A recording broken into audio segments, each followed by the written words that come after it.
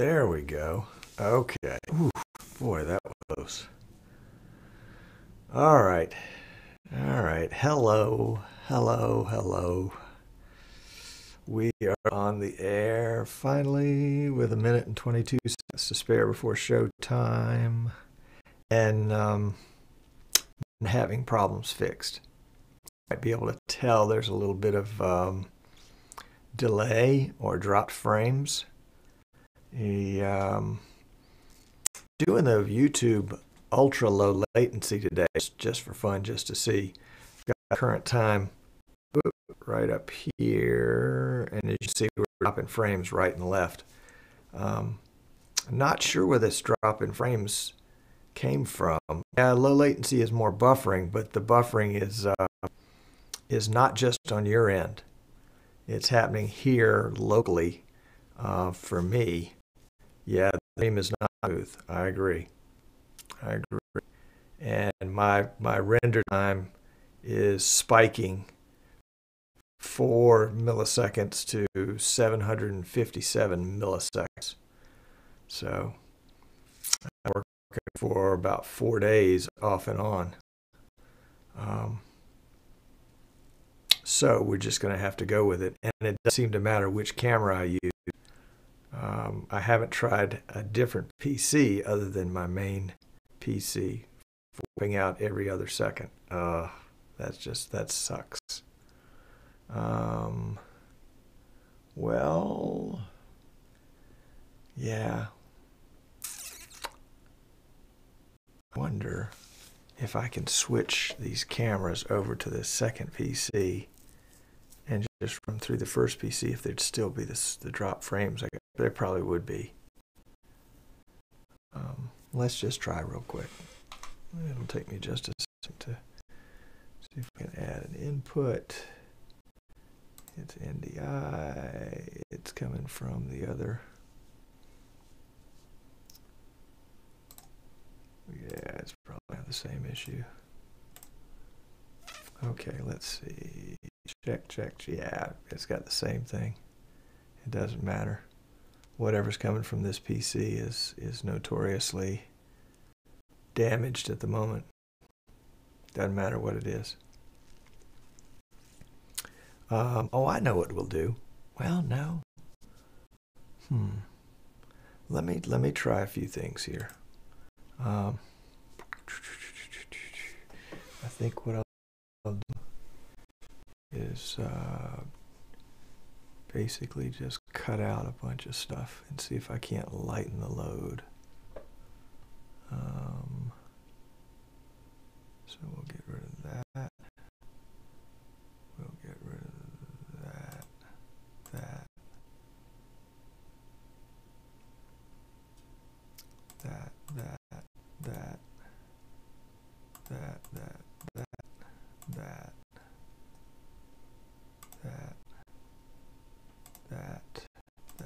Is that helping? Let's see. 3, 2, 1. Check. Nope. There was a glitch right there. Let's try getting rid of that.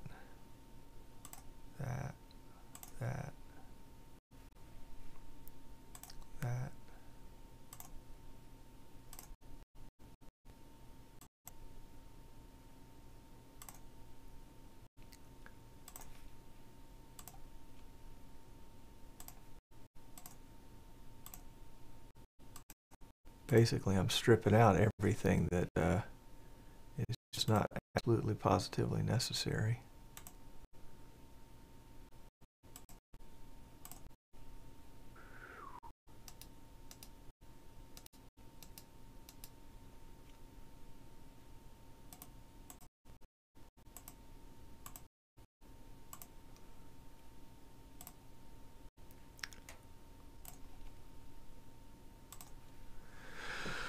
Okay, let's see what that's done to the render time and to the audio. We're looking for a spike in the render time.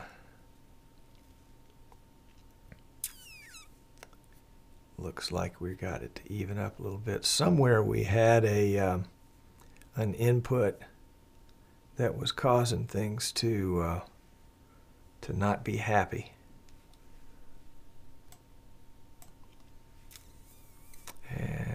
let's see. Yeah, this is what I'm monitoring right here. This is that GPU Z that shows me what's going on with my GPU. And you can tell where it's looking at the GPU core clock and the GPU memory clock. You see those empty spaces, and then if you look down at GPU load, you see those peaks.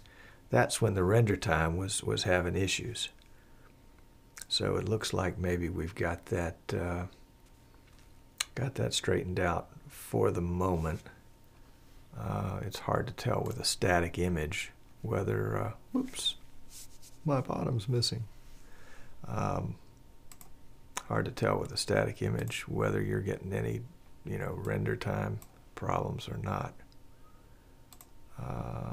Let's see if we can't at least adjust that just a little bit. There we go. Today has been a real learning day. Let's get the show started, and then we can talk about it. If you would though, give me a quick. How's the audio? Are we getting better on audio, or are we still dropping out? Let's see. Voice is out of sync. Okay, thank you, Chris. Bill Connor says good there. Yen says audio fine now. Yeah, it looks like voice is a little out of sync here too.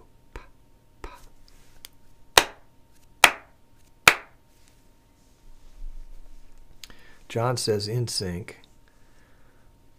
Prashana in Nepal says his side it's fine. Giles says the sync is good. Okay, Chris says it's better. Well, Chris, I won't tell you what I did to fix it. Okay, well, we'll leave the sync where it is then. And we will get ready for the show. Let's see. Hopefully I didn't cut out anything that was needed for the show. We'll find out in a second. So let's fade to black, get going here, and we'll have a fun show.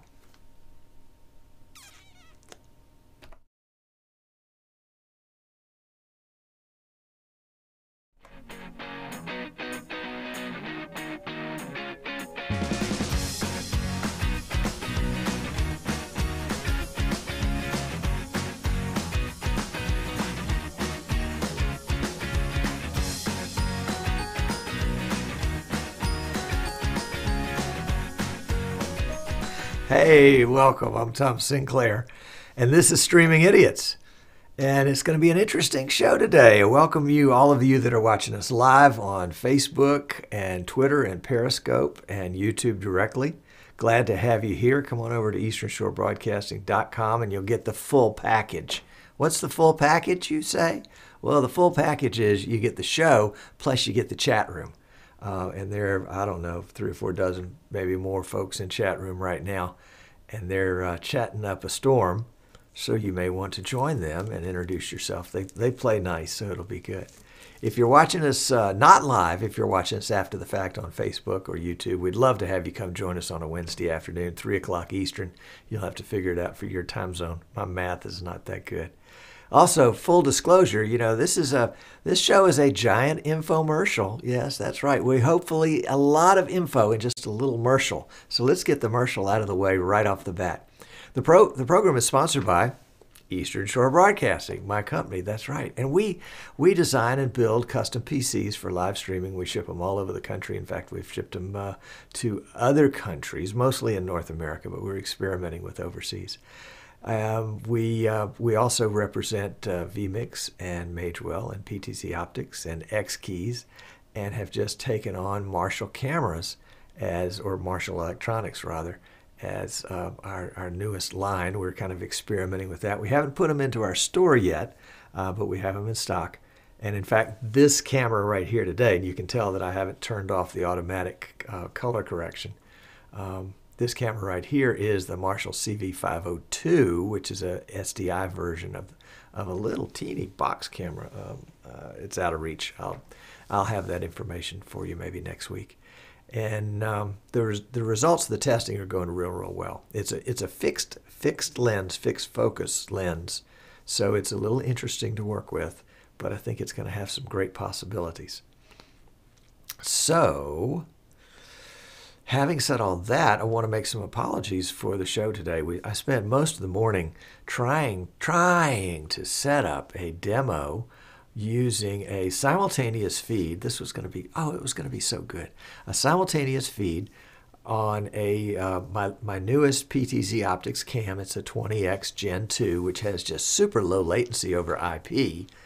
And I was going to set up simultaneously the IP picture to show you that, the SDI coming in through a Blackmagic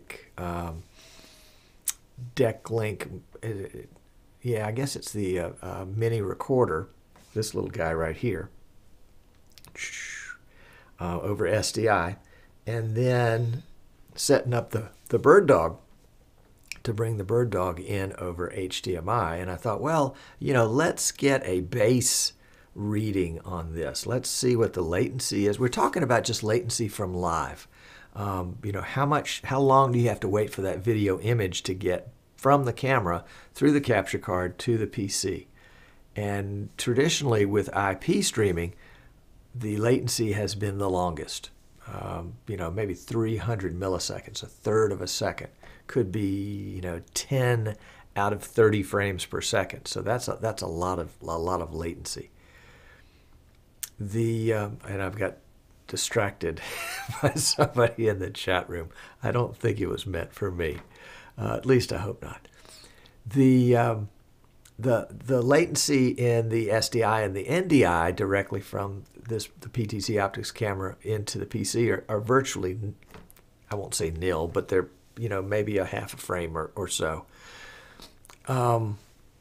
And I don't know how you would measure that compared to live. I guess there's got to be a way. I'll try to work on that one day.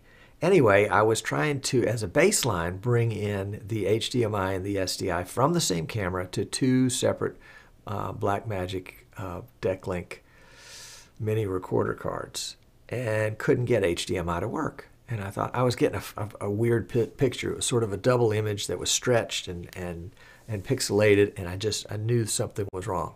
And so I swapped cables, I swapped cards, I changed settings on the camera, I changed settings. I wasn't even using vMix at that point. I was using the Blackmagic Media Express utility that comes with the Blackmagic drivers when you download them. It's a great way to determine, where's the video link being broken. If you can see it in Blackmagic Media Express, then you should be able to see it everywhere else on your PC. But if it doesn't show up in Media Express, then it's not going to show up anywhere else either. So I'm in Media Express, and I'm looking, and I'm seeing that this Blackmagic mini recorder card on the HDMI channel is showing 1080i 60. Well, I don't have the camera set for 1080i 60. I've got the camera set for 1080p 30. There are various choices. There's a little dial on the back of the camera that you can dial it in. And none of those choices, well, there may be I don't know if there's a 1080p, 1080i 60 or not. But anyway, the camera wasn't set up for that because the SDI coming in at the same time to a different card in the same PC, same kind of mini recorder card, was showing SDI 30p, like it should be, 1080 30p. But for some reason, the HDMI wasn't working, and I thought, okay, bad cable, bad card. Took some photos of it and shot it off to PTZ Optics to say, hey, what's going on? And, right before showtime, of course, too late for me to complete my demo, I got a note back from them saying, well, HDMI doesn't work on the PTZ Optics camera on the Blackmagic mini recorder. And I thought, oh, wow, I didn't know that. I guess maybe I hadn't tested it before. And I think back to 2 weeks ago, maybe it was 3 weeks ago, we were playing around with the bird dog here in the studio and running the bird dog into the deck link mini recorder card, and it worked just fine. So I don't really think I ever hooked up my new PTZ Optics cam via HDMI. My old one, my Gen 1 one, I did, but I'll have to test that again back after the show. So the long way of saying that I was trying to set up, trying to get a baseline, and then I was going to find out, okay, from HDMI straight into the card to HDMI going into the Bird Dog, and then Bird Dog IP into the PC is, what's going to be the difference there? How much does HDMI give up when you go into the Bird Dog? We knew that there was a difference in latency between the Bird Dog going in HDMI and the Bird Dog and SDI for that matter, and the straight SDI connection. But I thought, well, let's see, how much latency does the Bird Dog add for HDMI, and that's when I ran into just a whole yard full of weeds, thorns actually, and got tripped up. So that's my story and my excuse for not having a better show for you today. I think we've got some interesting things we can talk about, but I'm not going to have what I was setting up to have. And frankly, in my little world, this doesn't happen a whole lot, but when it does, it happens, and it's a wonderful. I'll have this perspective on it tomorrow, but I'll smile today. It's a wonderful learning experience. It's one more piece of information to put in the old file cabinet here, to put in the database and say, okay, in these particular set of circumstances, and again, assuming this is correct, the information from PTZ Optics, that the 20X Gen 2 is not going to work HDMI through the Blackmagic DeckLink mini recorder card. Now, I want to go back and test that again. I'm just thinking that just is not, doesn't compute. But in some ways, we already know that the Blackmagic Intensity Pro Shuttle USB 3.0 is finicky, and in fact vMix has taken it off their list of approved capture devices.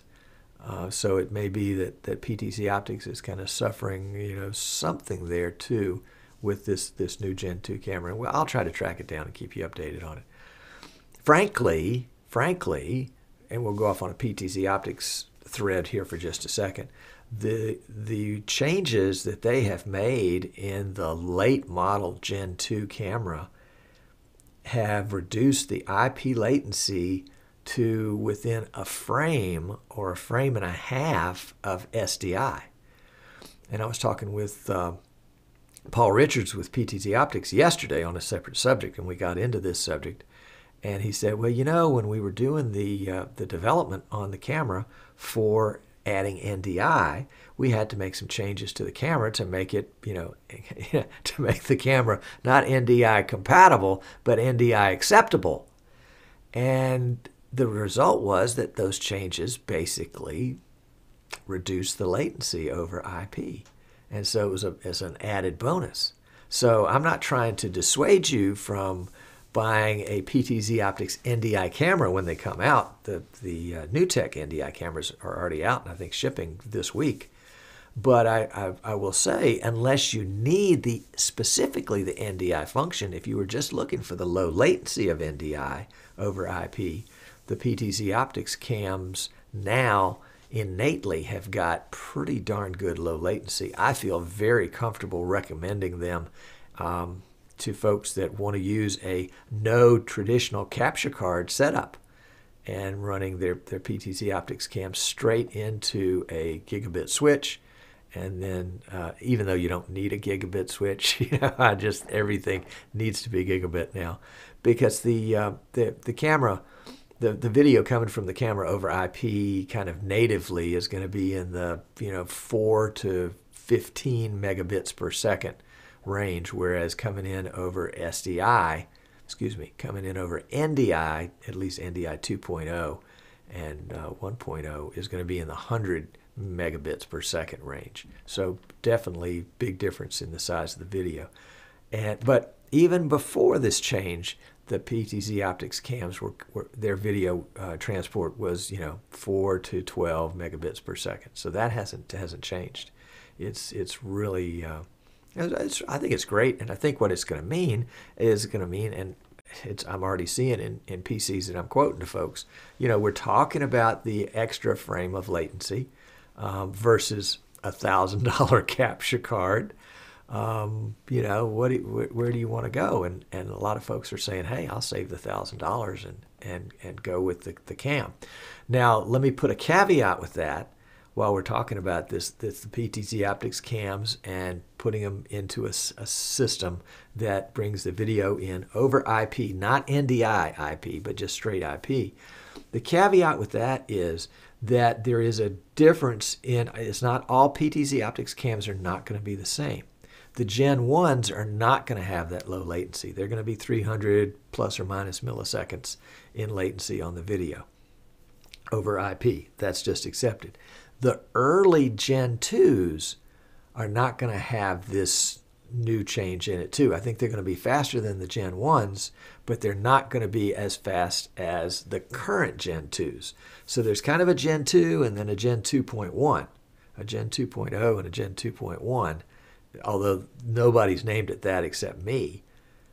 So if the reason I mention that is if you already have PTZ Optics cameras, and they're either Gen 1s or early Gen 2s, and you want to get some more Gen 2s, and you're saying, okay, hey, this is going to be great.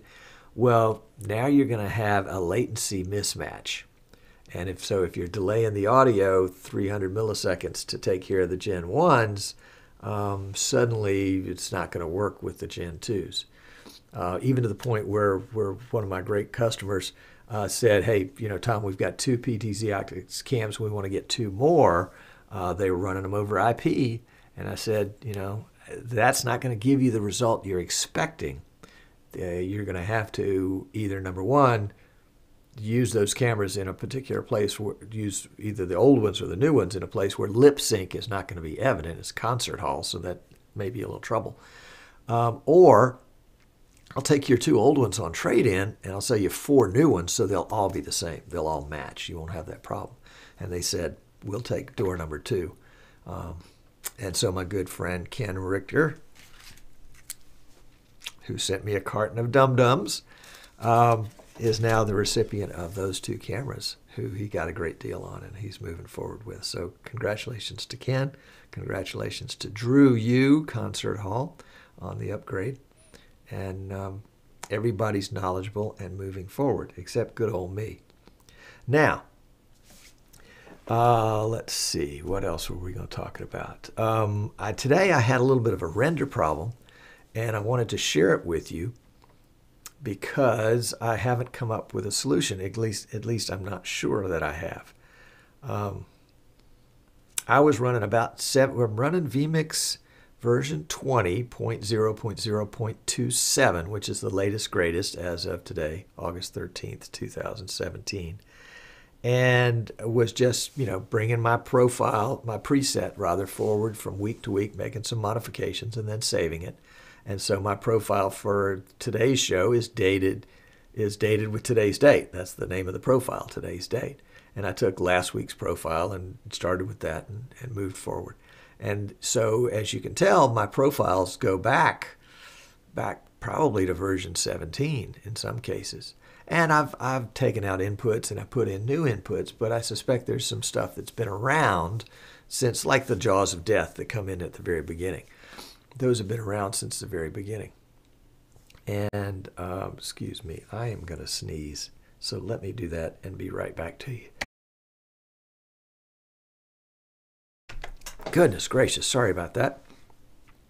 So I suspect there was something in an input that I had added way back when that was just, it was giving me heartburn, and it popped up about 2 or 3 weeks ago and seemed to get worse each week, where my render time, which right now is spiking at 4 milliseconds, would shoot up to 600 or 700 milliseconds. And there would be in my video and my audio. In fact, that was happening in pre-show today. And so, you know, in an effort to salvage this show, you try all the hard stuff first, and then the easy stuff next. And the easy stuff was basically to go in and take out every input that I did not need to produce today's show. And so that meant, all my vMix calls, all my frames, all those kinds of things, any desktop. Well, I didn't have any desktop captures because I'd gotten rid of those already. The Logitech webcam went. I've still got today. I've included a couple extra shots so you can get a look at the studio. This is my PTZ Optics cam that I had previously been using for the main feed, and that's coming in over. Actually, that's coming in over HDMI. So the Gen 1 camera didn't have a problem with HDMI. And then I've also got my new PTZ Optics cam. This is the 12X coming in over over IP through vMix's streaming input. So you can see. Don't pay any attention to the clutter there, although you can see the soundproofing blankets that I'm using. I was talking with Paul Richards yesterday about having a studio tour as part of his worldwide studio tours, and I said, this is a working studio. This is not a presentation studio. There is stuff everywhere because I'm always working on a project. I'm always halfway through a project, and as a result, things are all scattered about. So that's all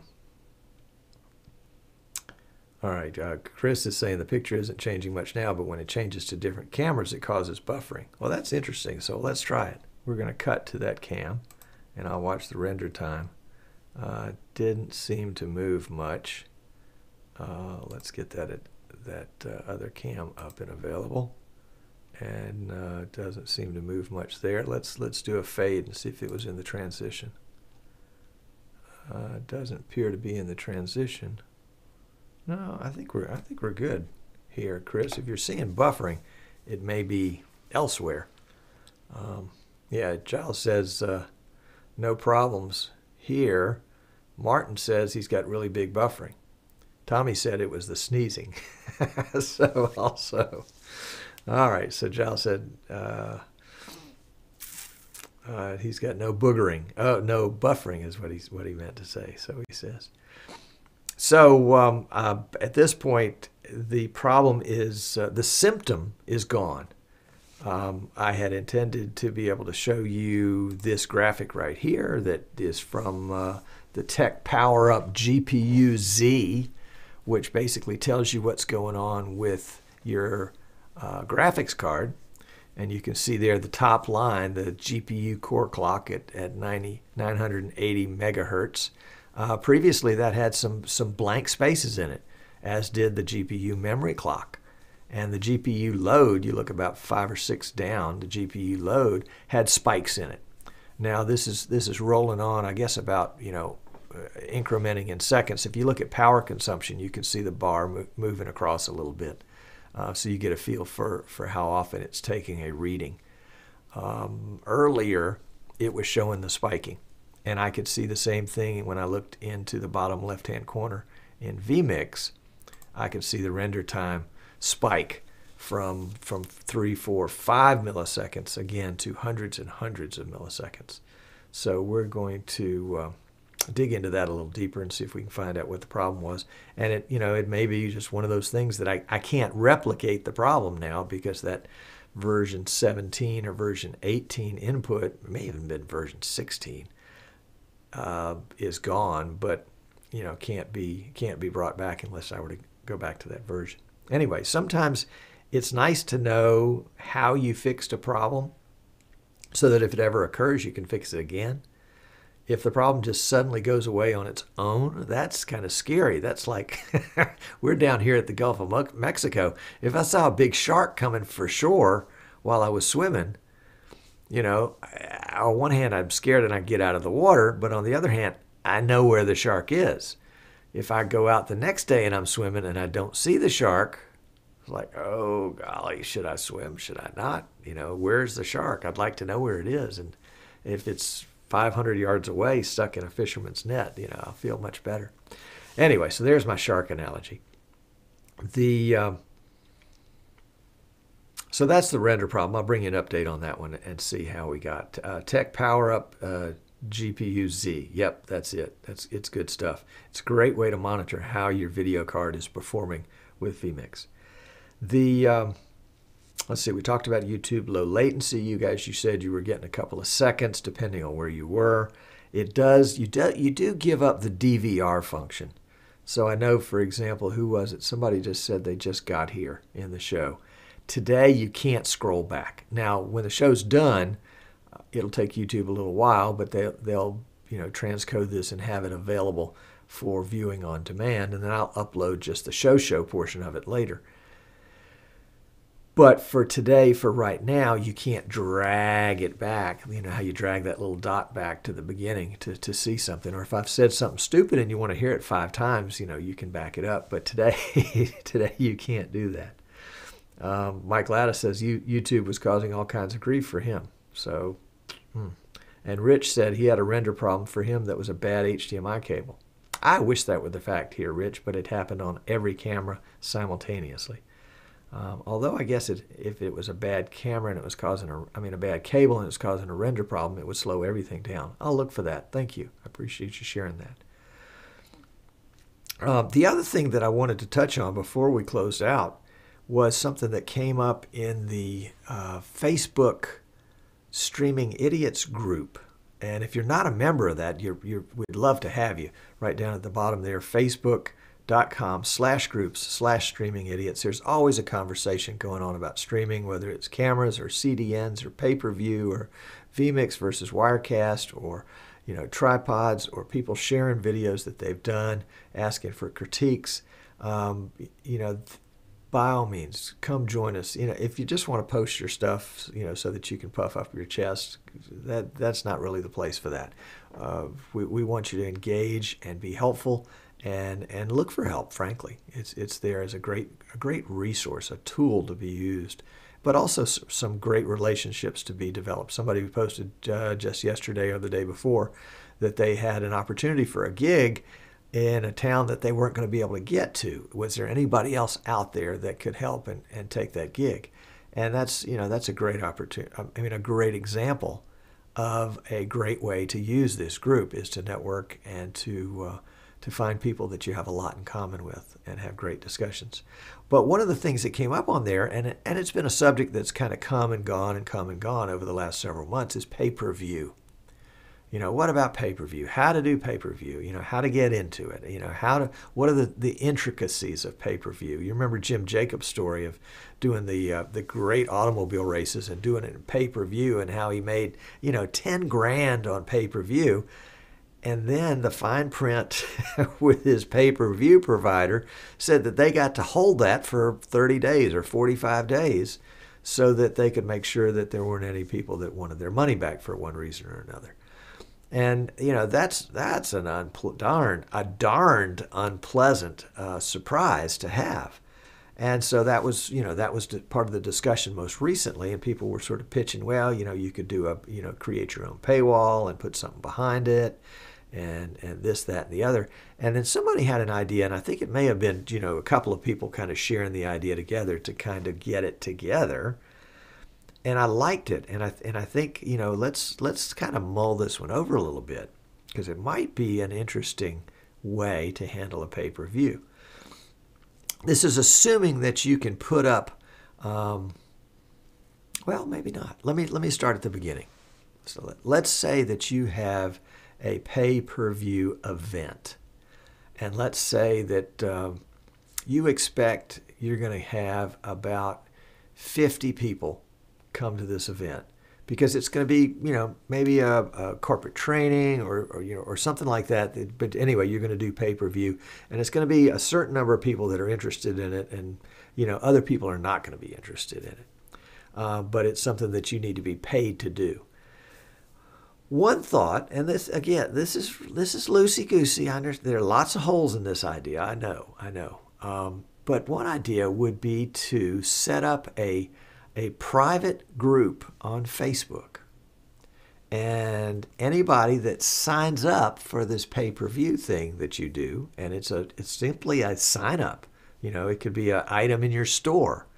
It could be a PayPal link, buy now, that says, buy this thing and you get access to the pay-per-view. You get an email, and in that email, or in addition to that, you get an invitation on Facebook to join this private super secret group that nobody else has. And so when it comes time to do the pay-per-view event, you stream it to this group, and only the people that are members of the group can see it. The group members can't invite other people to join the group because it's a closed, super secret private group. I guess they could let somebody use their Facebook account and log in under them and watch it, but I don't know that Facebook will. I guess Facebook will allow you to be logged in under more than one. Under the same account in more than one place, because I have it in my phone and my PCs all at the same time. So I guess that could happen. If somebody wanted to share it like that, they could share. Obviously, frankly, I don't think there's a pay-per-view that can't be broken somehow, somewhere. Think about it. You get a pay-per-view that's absolutely bulletproof? No, it's not.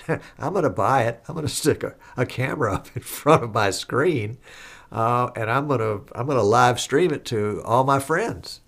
And they've got it. They may not have the absolute perfect video. They may not have absolute perfect audio, but I have defeated the pay-per-view. So there's always going to be a way to defeat pay-per-view. But this is kind of an interesting twist on pay-per-view to use Facebook. Now, you're not putting it behind a paywall, so you're not violating Facebook's terms of service by making it a pay-only event. But you do have a group that, in order to be a member of the group, they have to pay a fee. And they get all the benefits that come along with the group.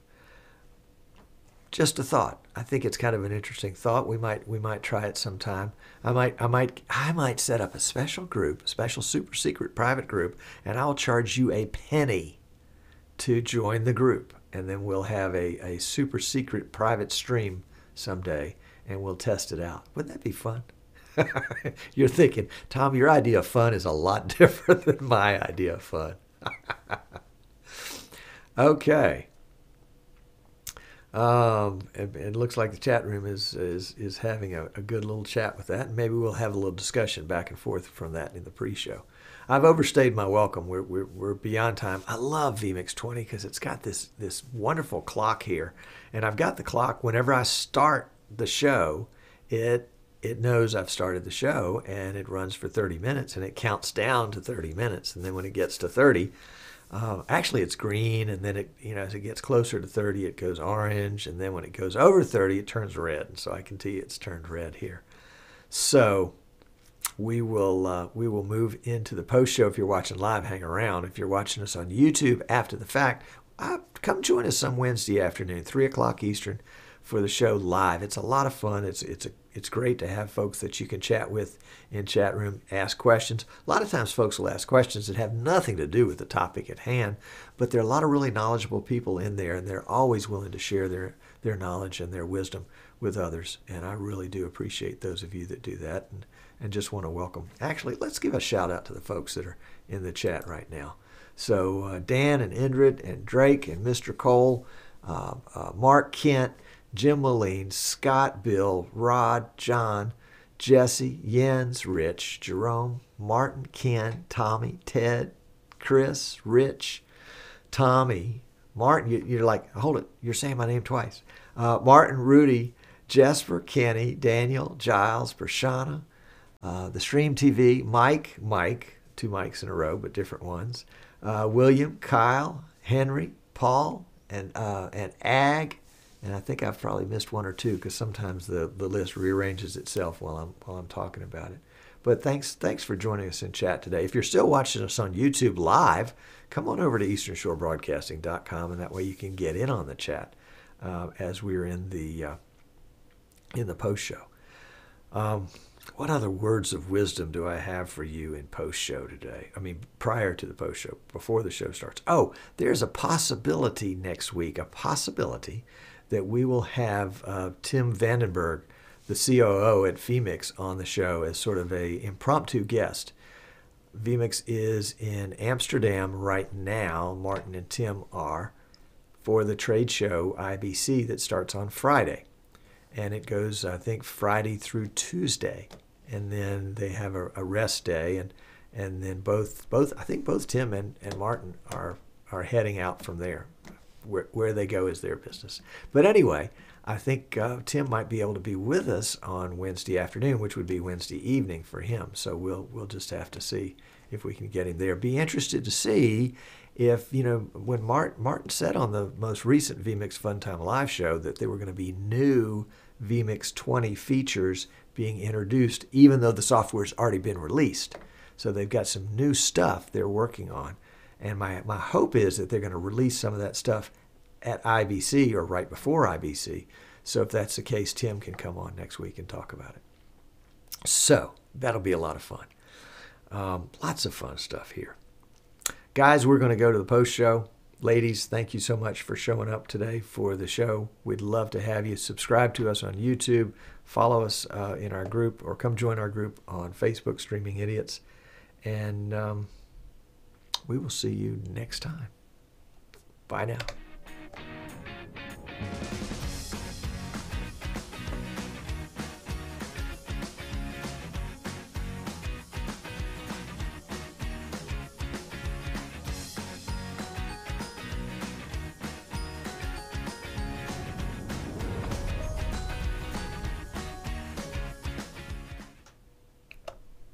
All right, we're out. I need to change my,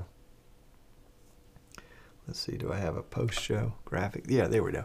I need to change my shortcut and see if I can no, actually I need to put a trigger in the Jaws of Death that upon completion it will enable a script that will go to the second PC and stop the recording. I think that would be good. Did I say C3PO? I thought I said COO. Oh, well, sorry about that. Yeah, trigger myself. That's right. That is indeed it. Indeed. Okay, well, it looks like the render time issue has, that shark has swam off.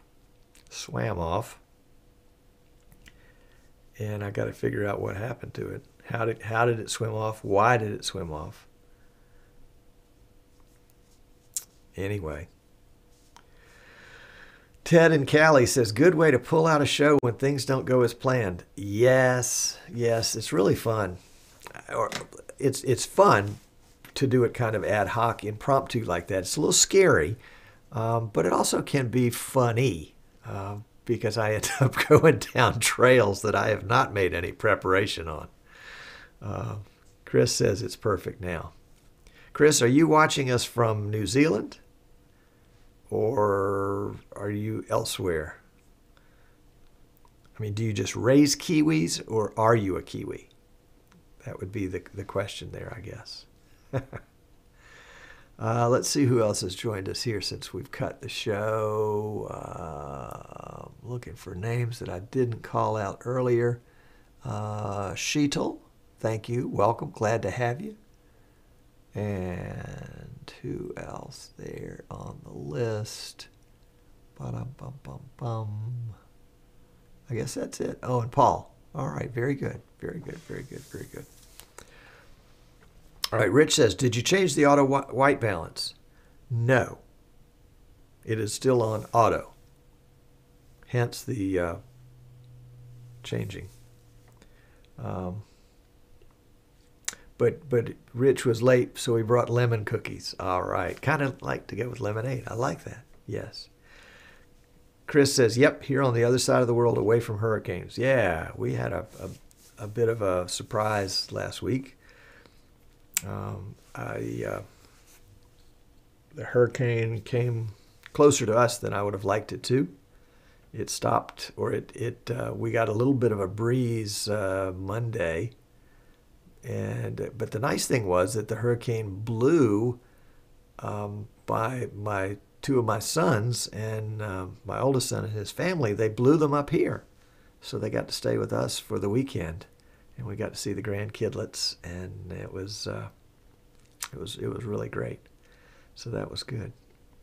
Yeah, today's show is we're using the Marshall Cam, as I mentioned, and then we've got the PTZ Optics 12X that I've got set up here, and it's funny because I'm trying to control it with the handheld remote, and it changes this other camera, which is the new 12X, and this is the one that I was working with this morning trying to set up a demo, and couldn't ever get everything going. So I'm going to get back with PTZ Optics and see if I can't get some clarification from them on that HDMI issue.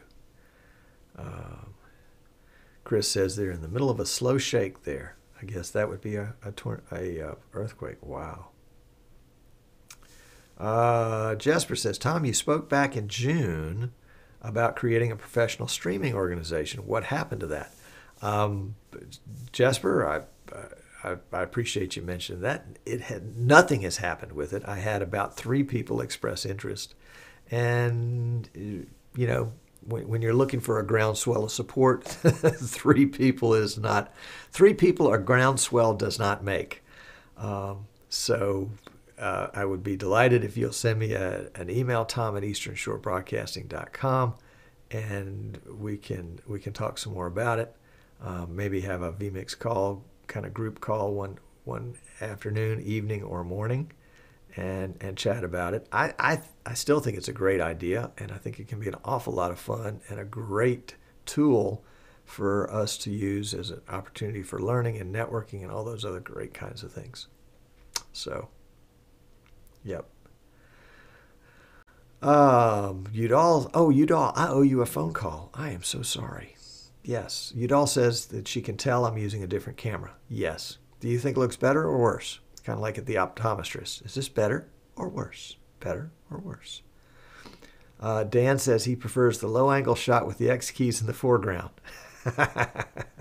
That would be this shot right here. Yes, indeed. And you notice I wasn't using the X keys to get to this shot because I set this shot up at the last minute.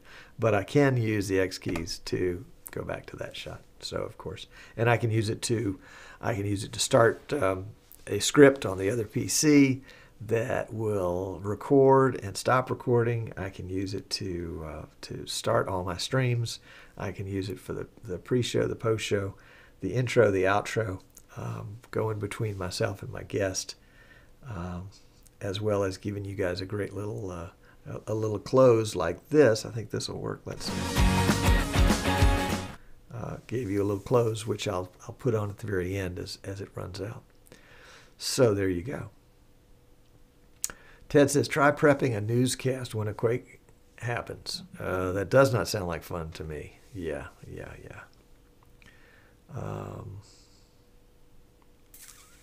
Prashana said in 2015, they had to sleep away from home for more than a month. I guess they were expecting one, or one had just happened. Wow. And Pivoting Pro, I guess, is commenting on this profile. Yeah, well, we'll work on that one. Great, except the color changing. Yeah, I agree with that. We'll work on that. Color on this main shot is so much better when your hands are up right here. That's more normal. Yeah, you know, it's funny. I don't think this monitor that I'm observing this on is calibrated quite correctly. And this one probably has a little bit too much saturation in it. I think that would... Udall says the coloring is different for this camera. I can see the overcast of the green screen. Really? Okay, that's interesting. Where do you see it? You see it on the head, shoulders, fingers. A lot of times you'll notice it on places like fingers where there'll be some shadows. That's great. Good to know. Tommy says that I blush easily. That's right. And Agvog says, it seems like you're going in and out of focus on your face. Yeah, that's interesting that you would say that, because this is actually, this Marshall camera, the CV502, is a fixed focus lens. It has no ability to focus. But if I were to move forward or backward, I might get out of that sweet spot where it is focused. So that certainly could be the case. And as I move like this, the coloration changes, which could give the effect of, you know, a better focus one way or the other. So we'll have to play with that. So Udall wants me to keep my hands up.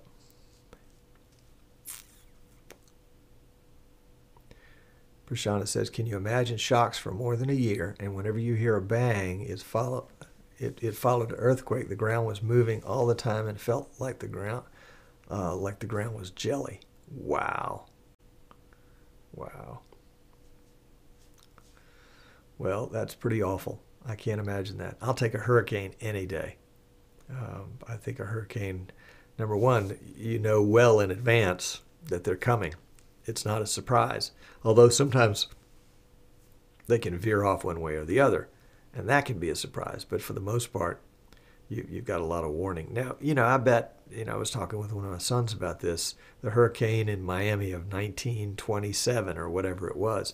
They probably didn't have a whole lot of warning. I mean, they may have gotten a phone call from the Bahamas or from somebody in Cuba or something like that, saying that you know, they had a bad storm and it might be coming their way, but maybe they had a call, maybe they didn't.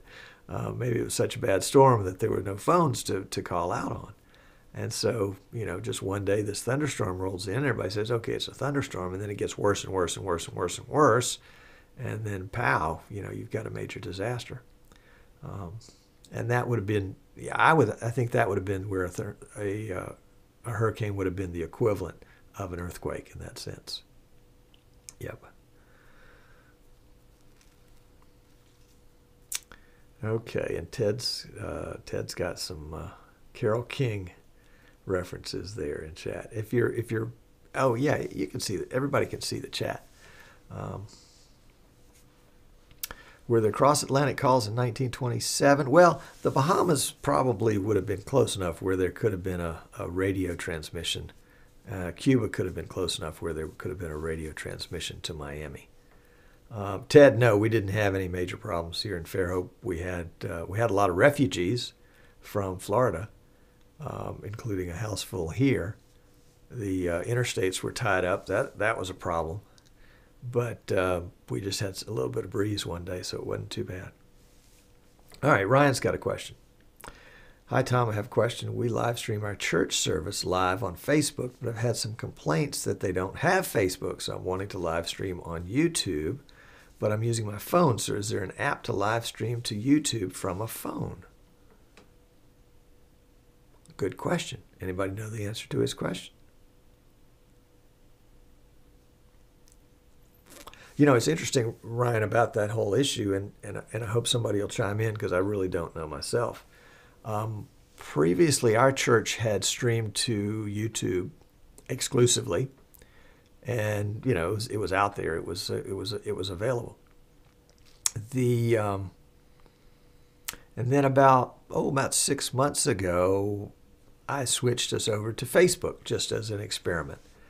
And what I found out immediately was that whereas with YouTube embedded in our church's website, we might get 1 or 2 live viewers on a Sunday. And, you know, I assume they were watching for a length of time. I don't know. With Facebook, we would get 15, 20, 30, 40 live viewers on a Sunday. Now, I knew that they weren't all staying because you can go into the stats in Facebook and see what the watch time is. But I was delighted that at least the live stream was getting a click. And what I think goes on behind the scenes, and I've got somebody shared with me a story this past Sunday that really made me happy, was that there was somebody who goes to our church had a close friend who would periodically pop into the live stream. I didn't know they were there, you know. It doesn't identify everybody that comes in to watch. And apparently she had watched multiple times to the point where she felt comfortable coming to the church in person because she felt like it was worth, that maybe there was more to it than what she was getting over the live stream. And, you know, her friend had invited her to come, and, you know, there were obviously some pathways. but the ability to kind of take a peek. Voyeur is not the best term for it, but let's just use that. To take a peek inside and see what was going on and see if this was a safe place. You know, this happened to work for this particular person. So I was delighted to hear that. And I suspect it would not have been the case if it hadn't been on Facebook, because I think Facebook is just so much more readily available than either the YouTube environment or even a YouTube embed on a church webpage. The other thing that I found out just recently, and I don't remember whether it was somebody in this group that shared it or whether I just figured it out on my own. This was probably somebody that shared it. If it was you, raise your hand so that I could give you the credit. There is a WordPress plugin for Facebook that allows you to embed a Facebook live stream on a web page. That's pretty cool, I thought. And so whenever the live stream is live, it will have the Facebook live stream going there. So I did that at my church, and what I found out as I was doing it is that when the Facebook stream is not live, that very same WordPress plugin will go to Facebook and get the last 3 recorded videos, live streams, recorded live streams, and populate the page with those 3 so that people can watch the last 3 episodes. And I thought that was just perfect for our church. This past Sunday, the preacher was giving the second part of a 2-part series in the sermon. Well, once it was over, once if you were watching and you realized this was the second part, as soon as it ended, if you refresh that page, it would repopulate the page with parts 2, 1, and then whatever the previous Sunday was before that. And I think that is just outstanding. So it really was exciting to see that. And one of the things that I've discovered while we're talking about churches in particular right now is that if I, just little me, will check in on Facebook at Sunday morning that I am at Grace Church in Fairhope, then that gets posted on my page, my little timeline or whatever you call that thing, and news feed. And it pops up in your news feed if you and I are friends. And so my friends might say, oh, I didn't get to go to church this morning for whatever reason. Let's take a look at Tom's church because he's at church. And then pops in, there's a live stream, and then suddenly we've got folks watching the live stream. Now they may say, oh, that's not my flavor. I like strawberry, this is raspberry. I'll go find strawberry. And that's okay, but somebody that does like raspberry may come and say, hey, this is raspberry, this is cool. Let's try it. So I am, for the moment, pretty psyched about using Facebook for church live streaming. I have not run into a case where somebody wanted to watch but couldn't watch because they were not a Facebook. They hadn't joined Facebook. Maybe they just didn't know enough to complain, and obviously you don't hear everything. But it has been a real boon for us and our numbers. Whereas before with YouTube, we might have gotten, after a month, we might have had 5 views on a particular Sunday service. We don't stream the whole service. We stream the worship part at the beginning and then the message part. And then the prayer part after that is kind of personal to the folks that are present. So to respect their privacy, we don't stream that part. But the numbers have gone from 5 or 6 on a Sunday after a month, and that's live, and then viewing on demand folks, to 50, 75, 100. Some of them have 300 views on Facebook. Now, I agree. Somebody put in here that the Facebook provides views, not uniques, as a base metric, and I agree with that. And I also think that on Facebook, the views are probably not as long of a duration as they are on YouTube, because in this case, it's easier to get there. So 20 people can get there and 19 of them can say, oh, this is not for me. Whereas before, you had to work hard. You had to go to the church's website in order to pick up the live stream. So I think it's just making it more accessible and more visible. And, you know, I'm a great believer in seeds. And seeds are little teeny things. And a seed might be somebody that pops into a Sunday morning sermon for just 3 minutes. But in that 3 minutes, they may hear something that may really resonate with them. And either they go off and pursue that on their own, and, you know, read their Bible or go to another church or whatever, or they may come back to the live stream or come back to to Grace Church and be physically present because something resonated with them, and that seed had kind of grown up in that way. So I believe in throwing seeds out, you know, any which way. I've abandoned YouTube because I think Facebook is so much better. I don't know that there would be I don't think we would be throwing out a significant number of seeds more by using YouTube in addition to Facebook. So from a church standpoint, I'm not convinced for that. Now, here in the Streaming Idiot show, I'm convinced that it's effective for YouTube to be the primary stream, because number one, it's a higher quality stream than what you can get with Facebook. We're doing 1080p, 6 megabits per second, 30 frames a second, 30 frames a second frame rate, 6 megabits per second bit rate.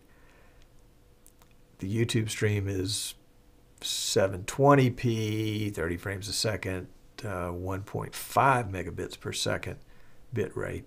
So the quality is not there in the YouTube, but frankly, I'm inviting folks to come to easternshorebroadcasting.com so they can get the chat room. So we're using kind of Facebook, kind of like the old carnival barker, saying, "Come on in here and see this lady with 3 heads." That's what I'm using Facebook for. That's what I'm using Periscope for. That's what I'm using Twitter for. Is that people are going to be more likely to trip over this show live on those particular labels, and are not going to trip and might trip over us live on YouTube, but that's okay. If they do, that's great. You know, that's good too. But I think YouTube gives us the better quality show, considering it's all free.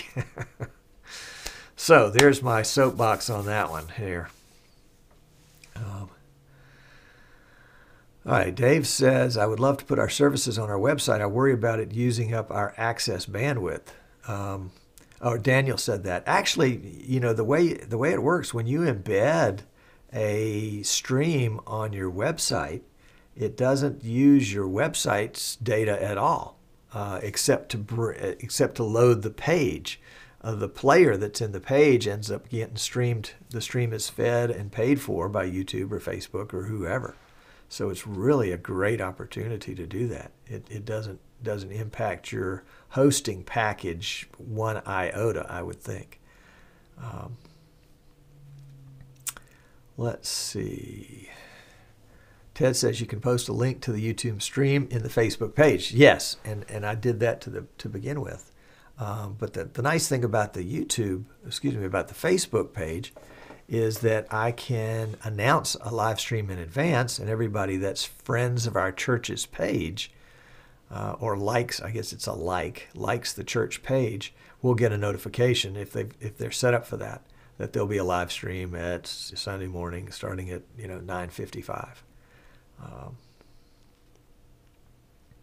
Tommy said he had one homebound church member for the live stream from his church, and that made it all worthwhile. I'm agreeing with you that. I really do agree. I really do agree. And we had a particular member that just a dear lady that got some sort of debilitating disease, and for the last probably 6 years of her life could not get out of the house. And her husband was her primary caregiver. So as a result, neither one of them would get to church unless he had family in town, and then he would have, a family member would stay with her, and he'd come to church. But it would have been so great for them, so great for them. Jim Bond, I think Jim Bond nailed it very nicely. Facebook is a great net, whereas YouTube is a great way to archive services. There you go, a 1-2 punch. 1-2 punch. You got a lady with 3 heads. Tom should pitch seeing a 1974 Ampex. Oops, I lost it. Rolled off the page. Ampex VTR with 4 heads. What plugin are you using for integrating Facebook Live into WordPress? Well, Udall, I don't know. Let's see if I can't find out real quickly. It should be on my page here. Let's see if we can find it. I'll log into my account quickly and go to the plugins, because it's all right here. It's the nice thing about WordPress is that it's wherever I am. So I want to look at my installed plugins, and what is it called? Oh, this is not my church site. I gotta go to my church site. Sorry about that. The URL for the church is visitgrace.net. And I need to get into the admin page.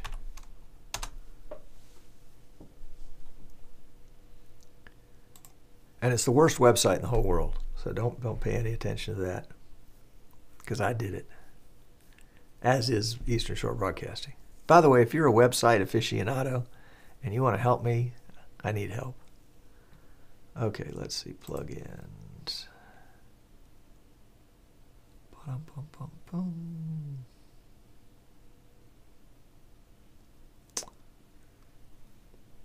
Okay, it is Facebook Live Video Auto Embed.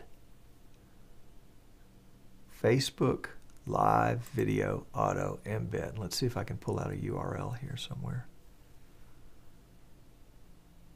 Yep, there we go. And we will put that in chat for Udall and anybody else that's interested in it. There we go.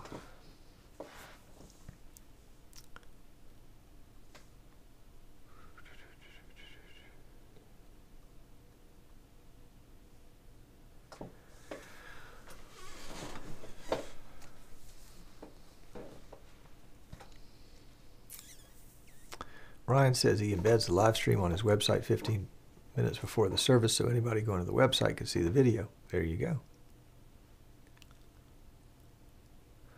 TV Todd said, anyone live stream from within the path of the hurricane? Actually, yes, several people did. Zach Adams, who also goes under the pseudonym Charles Falk, with Cruise Week TV, set up a live stream from the balcony of his apartment using his PTZ Optics camera that he won by winning the streaming award, and broadcast it as long as he had power. That is the problem. And so it was pretty interesting, since I had family down in that area. Of course, they were with me, but we were trying to see how things were going close to their house. And while he had power, it looked good. All right, let's see. And yes, we had Ty Young that talked about Roku. That's right, Roku being a good option there too. And for an older person, it's a path of least resistance. My brother gave my mother a smartphone, or helped her buy a smartphone, and my mother had begged me to do that, and I said, Mom, I'm sorry, but yeah, but you know so much about that stuff. Yeah, yes, I do. That's why I'm not going to help you buy a smartphone, because I'll be spending all my time with that. My brother helped her buy it, and then a month later he helped her take it back because he was tired of getting phone calls from her house phone saying, "How does this work? How do you get it to do that?" So path of least resistance, yeah. And what did we have to do with my dad? We had to put the TV remote. You know, they have 100,000 buttons now, and so we had to overlay it with a piece of paper and then cut out the buttons that with little arrows and explanations of which ones to push. Let's see, the Stream TV. Oh, the A-Stream TV, sorry about that. I did a note at my old church. We had people who were not willing to share their cold flu who watched live mostly, and yes, that was worth it, as they could still participate on Sunday. Yeah, yeah. Yep, that's cool. Paul says he gets around a 30-second delay on Facebook. That's about what I get, too. And one thing to remember if you're live streaming, especially on Facebook, but probably if you're doing the not low latency stream on YouTube, and it could be other CDNs too, is that it takes a little while if you've got that 30-second latency. One interesting thing about that, at least the way it's always worked for me, is if I cut off my stream right now and there's 30 seconds latency between me and you, as soon as I cut off my stream, yours gets cut off too. But if you're going to see the last 30 seconds, I've got to let mine run out for an extra 30 seconds. So just remember that if something important is happening at the end, if you want people to get it, go ahead and add an extra 30 seconds. Sometimes I'll add just a minute, because if somebody has buffering for some point, the buffering might just pick right back. I mean, you know, it might be a 20-second buffer, and then it picks up where it left off, so they can get further and further and further behind. But if you cut the stream, it cuts them right off in the middle of a sentence. All right, let's see. Ryan Clark says, awesome plug-in time. We'll definitely look at it. Would save time getting the stream up and running each service. Yeah. The only downside to Facebook is that, at least for me, since I'm streaming to YouTube and to Facebook at the same time, is I can't use the Facebook API, because Facebook won't yet let you use the API if you're streaming somewhere else. It just won't work. So I have to use the not API method, and I've got a video on the Eastern Shore Broadcasting Streaming Idiots YouTube page that shows how to do that. I have to get a new key every week. So when it comes time for Sundays, I have to get a new key. When it comes time for Wednesdays, I have to get a new key. And I can get the key in advance, or I can wait and get a key that is generated right when I'm about to start streaming. The nice thing about doing it in advance is, again, it's YouTube, so it notifies all your viewers that it's going to be, that you've got a stream coming up. Let's see. Pedro is here from Puerto Rico. Glad you're here and hope the storm did not bother you too much. The A-Stream has to run client call. Thanks for showing up. Tommy says, do not need a CDN for the Facebook plugin. Well, you need Facebook. Facebook is your CDN. You have to have a website, so you have to have hosting, but that's not a CDN in that sense, although sometimes it's called a CDN in that business. Your website has to be hosted somewhere. You're going to put you're going to have a WordPress website, and in that WordPress website, on a page in that website, you're going to have this plugin put a shortcode. It sounds like I know what I'm talking about. Yeah, it works pretty well. In fact, I mean, you can go to our website right now, Tommy, if you want to, visitgrace.net, and go to the Watch Live page, and you'll see the last 3 weeks of sermons. It just automatically generated as soon as I ended the stream Sunday. It took Sunday's stream and put it as number 1, and the previous Sunday's number 2, and the previous Sunday's number 3. All right, Ryan Clark says, I love this. It says, yes, his pastor's already bought some Roku devices, wants to give them to assisted living homes or rehab facilities in the area so they can watch the services live. I think that's great, and the nurses will help you out too. I mean, they probably love the thought that the people that they're looking after can go to church, you know, in the main living room of the assisted living place or whatever. You might have to go in and help them set it up and show them how to turn it on. Jim says, Tom, is your church page verified? I don't think so. He says, I think after it's confirmed as a business site, you won't have to get a different key every time you stream. I stream on the same key all the time. Yes, but do you use the API from Facebook? That's the thing. And if you stream to more than one place at the same time, you have to get a key every time. Tommy says, okay, I understand. Nah, I don't think so. Ted says to Ryan, it might be possible to have the output of the Roku or other internet TV service connected to the in-house RF TV distribution as a separate channel. Ooh, there's a good idea. Then people can watch on their TVs from their rooms without having to get out of bed. Yep, like that. Like that. Jim says not sure about that. Okay, I'm not either. That's for sure. And Ryan likes Ted's idea.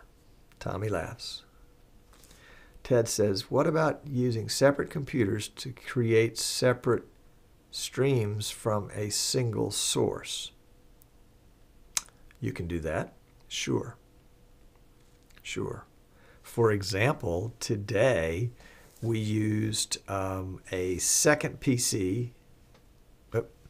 Well, the PC's over there, but the monitor's over there, to stream to Facebook and YouTube and record. And then we use the main production PC to stream to Twitter / what's the other one called? Periscope, which is the same thing. So yeah, we use two different PCs to stream to different destinations. You can certainly do that. And we just used the NDI to send the video from the production PC to the second PC. Jim says, I just stream to the same page every week. Me too. Me too. And the WordPress plugin that I gave you a few minutes ago, basically you just sort of register what your Facebook page is, what Facebook page you want to pick up the live stream from, and all the rest of it's done automatically. And you just do that one time. Daniel's got to go. He's got a kiddo at the school bus. Later. Chris says, or a VidU Pro. Yes, you could do that. All right. Chris says his dad was in a long-term care facility, and they had an RF system distributing various channels from their DirecTV receivers. They plumb out an output from an SD DirecTV receiver into an SD RF modulator, and away things went. Okay. It's SD, but it's better than nothing. And he says there are a lot of SD modulators for doing this being sold cheap now. Of course they are. So you can pick up one inexpensively. And the key with that, Ted, is, you know, as with a lot of this stuff, the cost is not in purchasing the piece of technology. The cost is the investment of time by a volunteer or a paid staff member to make this work, to set the technology in place, teach people how to use it, make it work. And so somebody had to go do that at that long-term care facility. That's a great idea. I think it's a great idea. And I bet like my parents are in a long-term care facility up in Virginia, and, you know, it would make perfect sense. I mean, they have chapel services there on Sunday for the folks that can't go to church, but they ought to take those same chapel services, throw a camera in the chapel and live stream it to the assisted living places where folks, you know, can't leave their room or can't leave the floor. That would be really cool. That would be really cool. All right, let's see. Am I boring you guys? Am I losing you? I can tell the audience is beginning to dwindle. People have to go pick up their kids and this, that. Anybody pop in that we haven't already recognized? Mark in NL, have we recognized you before? I don't think so. Welcome, glad you're here. Ryan, I've spoken your name, but I didn't welcome you earlier, so welcome. Guest 357, welcome 357. Yep. Pivoting Pro, welcome. I don't think I welcomed you either. Yeah, glad to have you. Dave says, as always, Tom, great show. Thank you, Dave. You're so kind. Past lunchtime in California. Martin Stuckey says, is there anyone at IBC on Monday?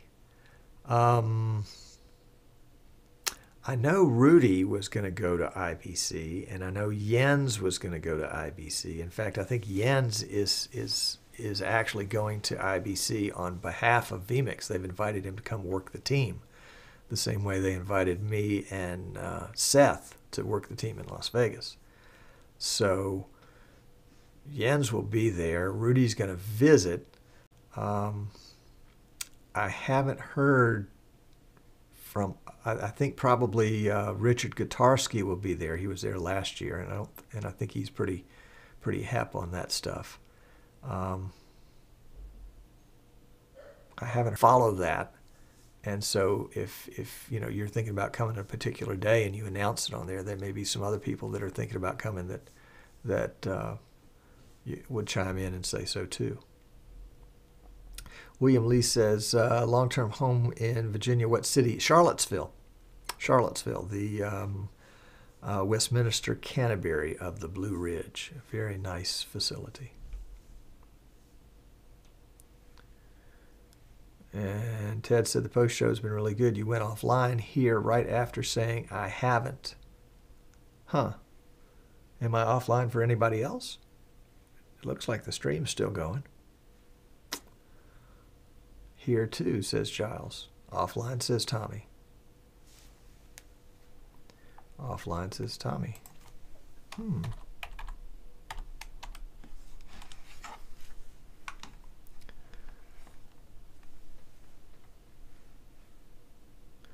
Ted says, back now.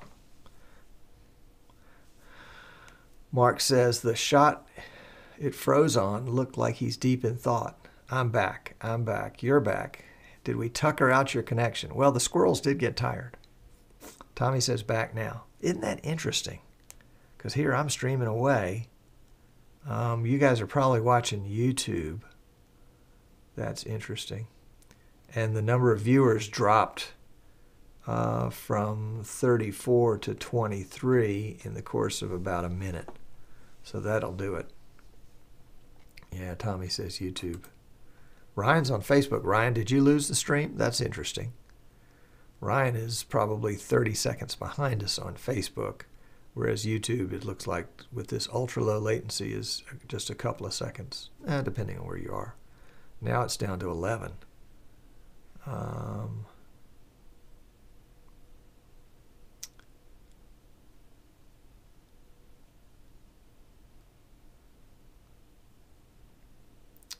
Okay. Giles says YouTube does the same to me. Notice the temporary drop of viewers on YouTube, but vMix says the stream was okay. Yep. Yep. It looks like the drop of viewers went down to what did I say? 11. It's bumped back up to 19. That's interesting. Maybe YouTube just doesn't like what I'm saying. I can be kind of critical of them sometimes. Tommy Willett says he was watching me on my Youku porn site and it went down so he didn't notice. Giles says, and the recording on YouTube was faultless, so YouTube received it okay. Isn't that something? Ted says, I try to have some way of monitoring any outgoing feed. Often my iPhone or iPad will do the trick. Yeah, and I agree with that. And if there was a second person here to do that, I guess I could put it across the room and see if it went down. But in this case, if YouTube burps, I can't pat them on the back. You know, there's nothing I can do right here other than just be patient and ride it out. You know, we're going on. I was trying to look on here and see how long we've been streaming, but I don't think I don't have that set up on the second PC. Anyway, it is what it is. Maybe that's, you know, maybe that's YouTube saying, you're done, dude. Time to call it a show. Time to call it a show. All right. Well, we'll do that. Guys, I appreciate you hanging out with us till the very end. And, oh, here we go. Mark is saying, we're pretty much forced to use Wirecast for all our webcasts by our production company. Really wish they would let us use vMix. Even with Wirecast 8, it's still miles away from what vMix has to offer. I guess both are made for different audiences. So frustrating. Yeah, I understand, Mark. I understand it. And there are people that feel that way about Wirecast directly, is that, you know, they would not switch from Wirecast because they love Wirecast. And a lot of it is, you know, the older I get, the less change I enjoy, especially change that's forced upon me. If I've got a product that I'm familiar with and it's working the way I wanted it to, and I've got all the bugs worked out, I've figured out my workflow, I don't want to have to go back through that again. So it's easier to kind of stay where I am than it is to move. And you, on the other hand, have said, you know, you're being forced to use Wirecast from the outside when you'd rather use vMix, and I appreciate that. Yep. All right, Ryan says, is there a way to stream to multiple Facebook accounts, like a Facebook page and a Facebook profile at the same time? Sure. Use the custom RMT streaming selection in vMix and set up multiple streams.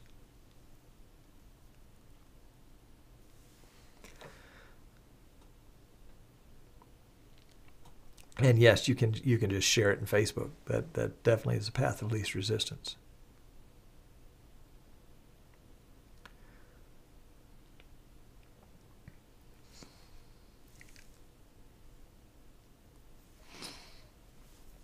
Tommy says, here's a question. Sunday I could not stream from the church due to almost no internet up or down.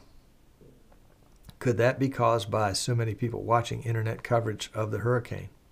It could. What kind of service do you have? You have DSL, you have cable, you have, what else might there be? Fiber? Cable. Cable can be affected by that, sure. Sure. It also could be that you just, you know, cable was having a bad day. I mean, as you know, last year, I was having all sorts of fits of problems with my cable, Mediacom cable here, and then finally, you know, they had a bad piece part somewhere, and finally they were able to find out where it was and get it fixed. And when they did, my internet just went solid, and we haven't had a hiccup from it. Normally only 1.1 meg upload. Okay.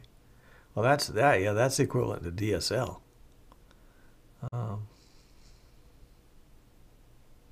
Ted says wireless internet from an ISP and a small parabolic antenna at your end. Yep. Yeah. Yeah, we've just had a wireless company come into our area. I think they're called Broadline or something like that. I don't think they reach my physical location, but we're kind of keeping an eye on them. You know, all they have to do is put up a tower or hook onto a tower that's already there.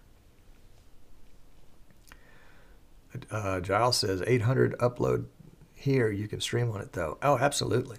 Yeah, we have. I think between it bounces around on Sundays, but between 700 and 900. And I'll stream at 300, sometimes 400 if I'm feeling pretty risky. And it's doable. It's not the best, but it's better than not. Let's see. Ryan is responding to Ted. Yes, that's what he does now, but when you do it that way, it doesn't notify all his friends that I'm live unless I go live on my personal account, and they get all the notifications that I'm live. Yeah, and Ryan, that's a good point, and really that's not a technology issue. That's a public relations issue. Those friends, if you want them to watch your church service, you just need to encourage them to like the church's page, and that's better for the church in the long run anyway. So that whatever's going on that's being announced on the church's page, they've got access to, not just your site. It's not going to hurt them to like the church's page, because they're going to get 3 notifications a week maybe. That's definitely the way to do it. Tommy House says wireless ISP for the last mile is becoming popular. Would be great for those like in Tom Willis's area or Fairhope for sure. Yeah, and again, the thing that those guys are looking for is population base. They're not interested in streaming to a community of 200. They'd rather stream to a community of, 4,000, because they're more likely to get to get a lot more people. And then there's cellular data. That's right. If you don't mind writing a check, another check. Giles says he can do Zoom and a stream on 800K. It's good to know how to do that. Definitely. Todd is waiting for Green Life Fiber to come into his neighborhood. There you go. Ted says his U-verse is by fiber to a node a few blocks to his house, and then it's twisted pair from there. Tommy says he can't get these guys to upgrade the cable service. I understand, Tommy. And the other Tommy's got to run. Later, man. Tommy Willis, I understand that. I do. And at some point, somebody or more than one person will realize that there's an advantage there.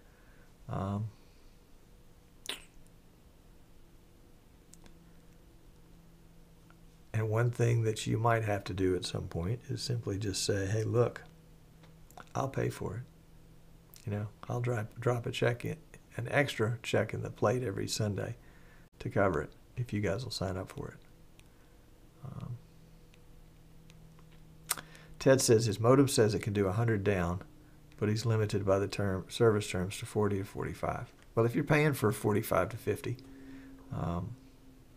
yeah, that's good. I'm paying for 100 down and 25 up, and I get 90 down, which is fine. I don't care, and 20 to 30 up. So I feel like I'm doing really, really well.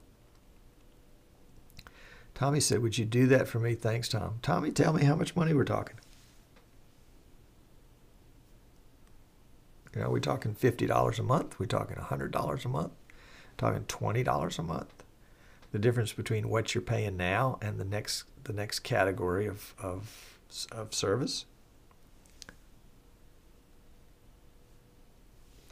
Ted says, or find some like-minded church members who will help pay for the cost of improvements. Yeah. Tommy says, just send a blank check. He'll take. Tom, you don't even have to take the trouble to fill out the check. Just send it on. I want to save you. Don't want you to have to go any extra trouble.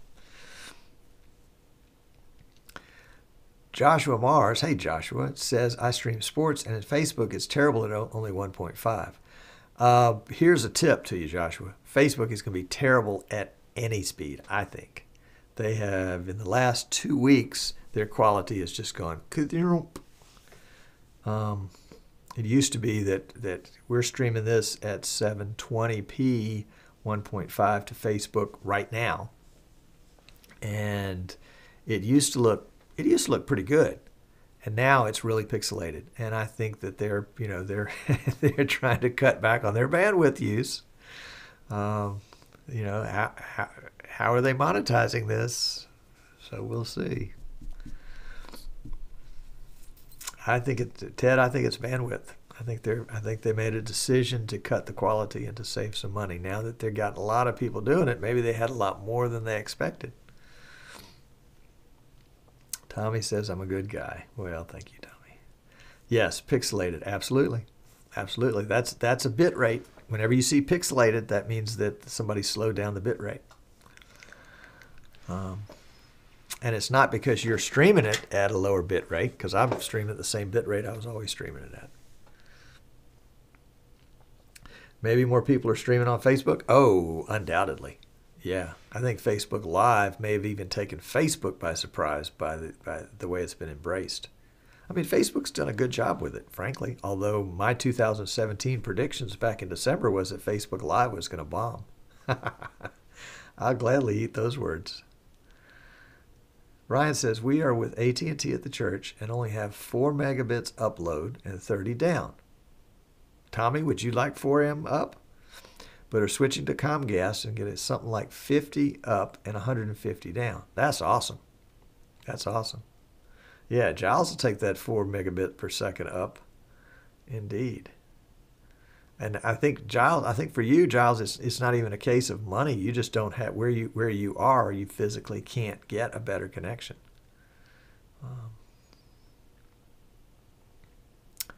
Joshua says, so why does Wirecast offer 3 megs and higher where the most is 1.5 on Facebook? Well, yeah, I mean, Wirecast, and I think vMix and other softwares would be the same way too. I mean, if you want to stream 1080p, then you're going to need to use 4.5 to 8, maybe more if it's sports megabits per second to stream 1080p, 30 frames a second. If you're going to stream 720p, a good 720p feed is going to be 2.5. A fair 720p feed will be 1.5. But it's not up to Wirecast to verify what Facebook will do. Wirecast just gives you the option to do it. I mean, I don't think Wirecast is being stupid or dumb or making a mistake. I think they're just saying, hey, you've got the opportunity to do this. If the limiting factor is Facebook, then the limiting factor is Facebook, and Facebook can change their mind on that tomorrow. They can say, oh, we're going to allow 4K streaming. Sure. Ted says, sort of like what happened when Ampex introduced the 2-inch quad VTR at NARTB in Chicago in 1956. Exactly like that, Ted. I remember so well. Oh, Giles says he can't do any better here. Even with 4G, you can only get 4 megs up, and you're paying through the nose if you're going to do that.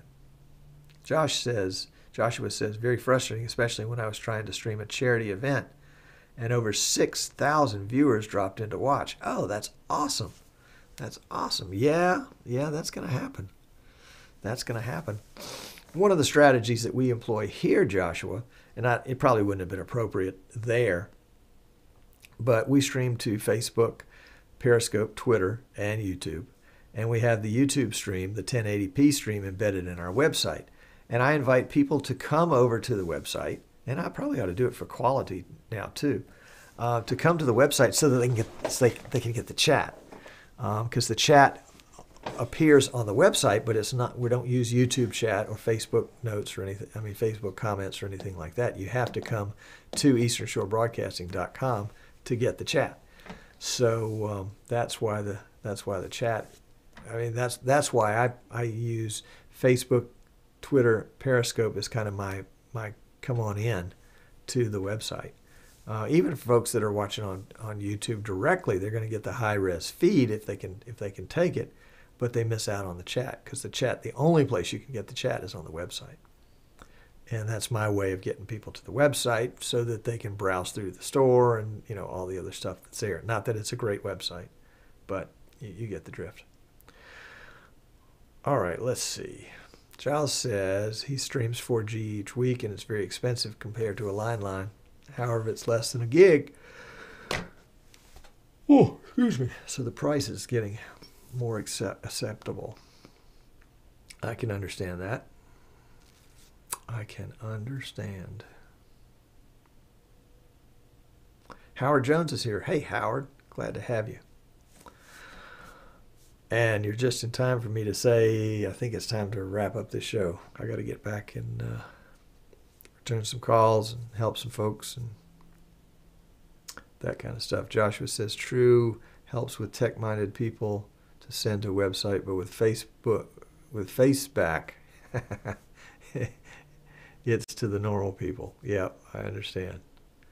Yep, yep. You can only do what you can do. And, you know, Facebook will get better. Even though they've gotten worse, I suspect they're going to get better. You know, my guess is, you know, maybe they're getting ready for Facebook TV or some sort of paid service where you can pay $10 a month and stream to Facebook with ads. Yeah. Well, guys, thank you so much for sticking with me today. And I appreciate you hanging in there. I will see you next week, and we'll have another great show. So take care. Thanks for tuning in. And I'm going to let this run out for a minute or two in case you got behind.